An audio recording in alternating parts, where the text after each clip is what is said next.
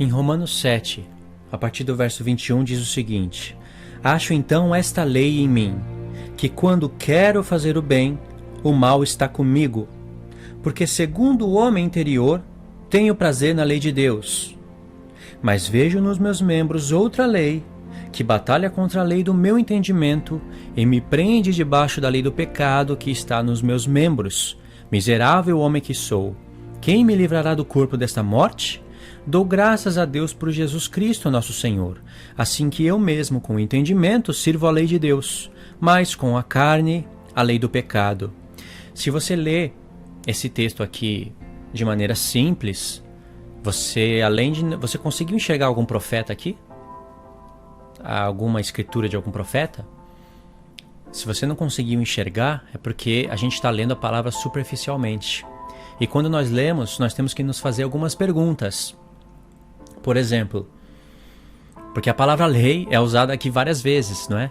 E como de costume, Paulo sempre usa a palavra lei para falar das duas alianças, a antiga aliança e a nova aliança. E isso era até muito mais que necessário na época, porque era nesse contexto de vida que Paulo escreveu as epístolas que estava acontecendo a transição da antiga aliança para a nova aliança. Porque para a nova aliança tomar o seu lugar no entendimento de todo o povo, era preciso de um tempo de transição. E aí, enquanto estava acontecendo essa transição, sobrevinha aqueles judaizantes, né, pregando que os gentios tinham que se circuncidar e guardar toda a lei, essa da primeira aliança, para serem salvos. E Paulo combatia isso, porque antes de Cristo era uma coisa. Quem quisesse se achegar ao Deus de Israel, na primeira aliança, tinha que circuncidar e guardar a lei, sim. Mas quando veio Cristo, a história é outra. Aí vem Cristo com a realidade e com a nova aliança. Então é preciso de um tempo de transição para que o povo entendesse isso. E quando você tem isso na mente, você consegue entender muito melhor as cartas de Paulo. Então era necessário Paulo sempre estar combatendo obras da lei, sabe? Algumas pessoas ainda hoje confundem o que é graça e o que é justificação, salvação. Elas confundem. Olha só a conexão que nós vamos fazer. Verso 22. Porque segundo o homem interior, tenho prazer na lei de Deus. De onde... primeira pergunta. Qual lei que é essa que ele tem prazer? É os 10 mandamentos. Sabe? Deixa o sábado um pouco de lado. Eu sei que os adventistas pregam aí que tem que guardar o sábado porque estava nas tábuas da lei, né? Que algumas pessoas querem guardar só 9 mandamentos e não 10. Mas isso não é verdade. Eu sei que muitos outros evangélicos têm falta de entendimento nisso, né, nesses textos. Porque em Romanos 10, aqui pertinho de Romanos 8, Paulo fala que o fim da lei é Cristo, para a justiça de todo aquele que crê. E aí, né, alguns evangélicos, por falta de entendimento, falam que você não precisa guardar os 10 mandamentos para ser justificado. Porque Jesus é o fim disso, ele veio com a graça. E não é isso a ideia de Paulo. Como também não é a ideia de Paulo que você tem que guardar o sábado para ser salvo. E nem é a ideia de Paulo também que todo salvo automaticamente guarda o sábado. É contradição isso, né? Não precisa guardar o sábado para ser salvo, mas todo salvo automaticamente guarda o sábado. Isso é contradição. Isso não estava na mente de Paulo, ok?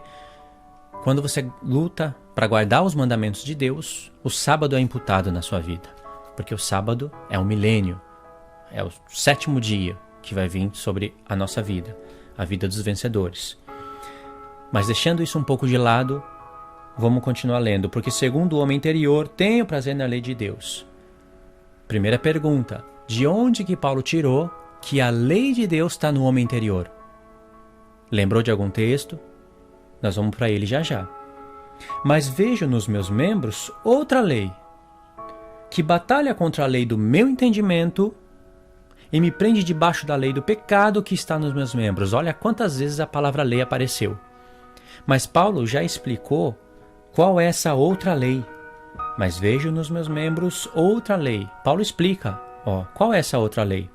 Ela batalha contra a lei do meu entendimento e me prende debaixo da lei do pecado que está nos meus membros. Qual é essa outra lei que estava nos membros de Paulo?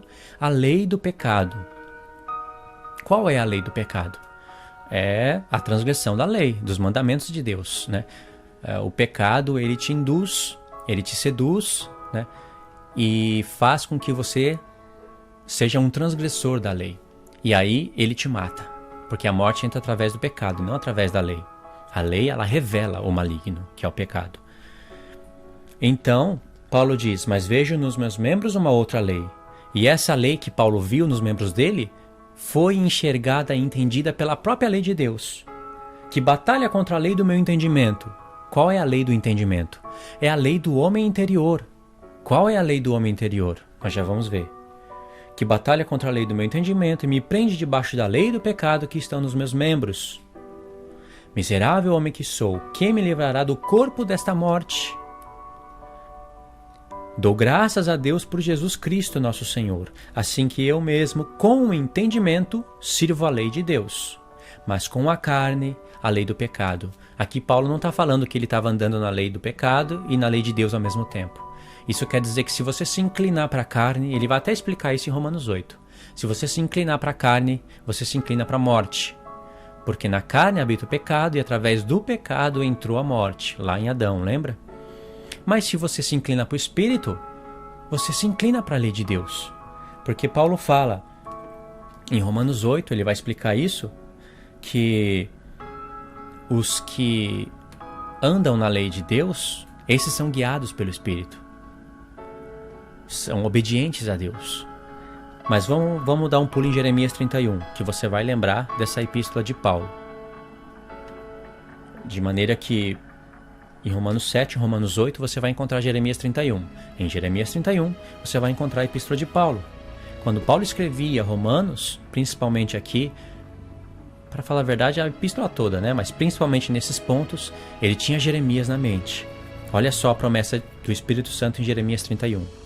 Então, diz aqui, ó, eis que vem dias, diz o Senhor, que farei uma nova aliança com a casa de Israel e com a casa de Judá, não conforme a aliança que fiz com seus pais no dia em que os tomei pela mão para os tirar da terra do Egito, porquanto eles invalidaram a minha aliança, apesar de eu os haver desposado, diz o Senhor.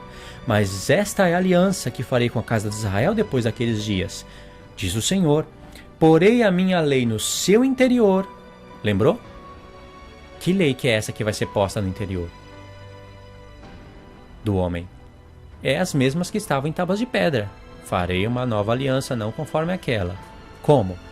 Porei a minha lei no seu interior e as escreverei no seu coração. E eu serei o Deus deles e eles serão o meu povo. Vê? A lei de Deus no homem interior. Escritas no coração, ou seja, no entendimento. E o que Paulo fala lá em Romanos 7? Porque segundo o homem interior tenho prazer na lei de Deus, Jeremias 31. Mas vejo nos meus membros uma outra lei, que é a lei do pecado, que batalha contra a lei do meu entendimento. Lembra? Escreverei as minhas leis no seu coração, coração é entendimento, e me prende debaixo da lei do pecado,